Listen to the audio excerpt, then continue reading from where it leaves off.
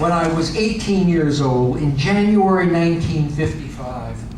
About 5 in the afternoon, I had come up from having a beer in the Boar's Head Tavern in the basement of John J. Hall.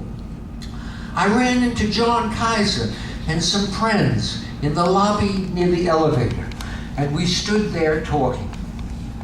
"Have you gone up to Lorca's room?" said John softly. "What?" It was noisy, and I had no idea what he was talking about.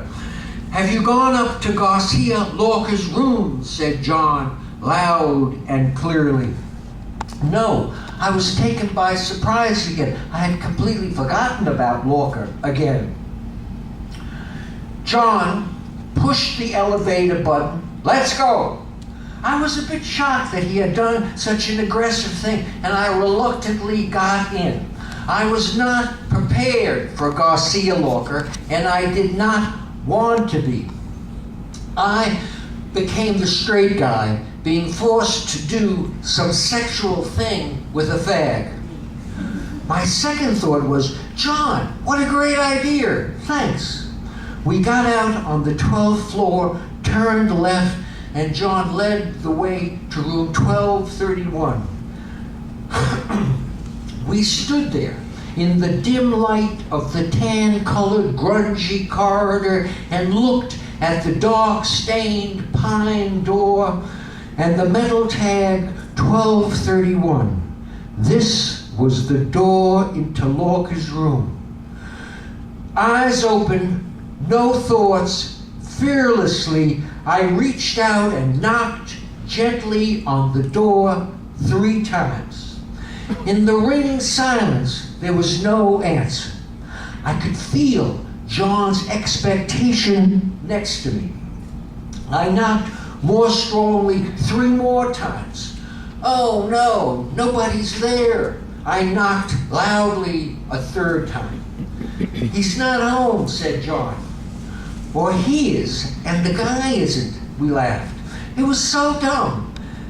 It was great. We stood there in front of Garcia Lorca's door from the 1920s, the dark brown, almost black door frame, painted many coats of brown. Surprisingly shabby. Happily, they haven't updated. I touched the brass handle and the wood where he would have touched. It was a loving moment, like giving Lorca a little kiss. And it did totally wonderful. And it didn't matter if nothing else happened. And maybe that's what a blessing was anyway. "How extraordinary," said John. "Garcia Lorca wrote his greatest poems a few feet away. And he was thinking about them, the words in this space, going in and out, before he wrote them down." Suddenly, it seemed 1,000,000 miles away.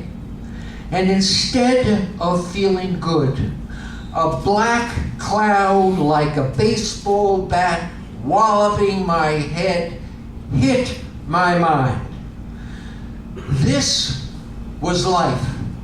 And if Lorca couldn't change it, I can't change it.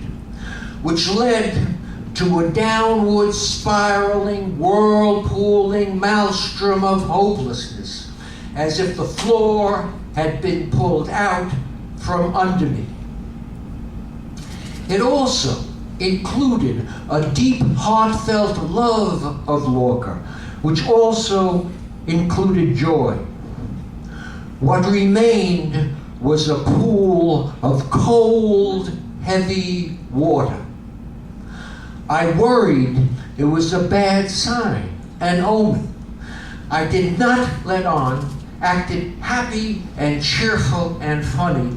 "It's worse than I thought," which helped suppress the tears and overwhelming sadness.